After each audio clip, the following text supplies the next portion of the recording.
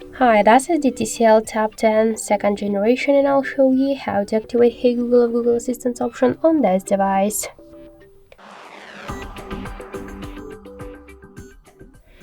So we should first launch the Google app, then tap on the right upper corner and go to the settings. Click here to the voice section and tap to voice match. Now to activate Hey Google option, we should click only to the switcher. Then just tap to more, read the descriptions, click I agree, more I agree. Next.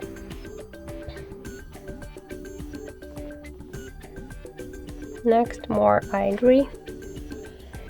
And we could see now that the Hey Google option successfully enabled, but if you want Assistant to recognize your voice, you should tap to voice model and click to retain voice model. Now just say, okay Google, what's the weather tomorrow? Okay Google, set a timer for 5 minutes. Hey Google, make a call. Hey Google, remind me to water my plants every Monday. Now just tap to next, more, I agree, and that's it. So now when you'll say okay Google or hey Google,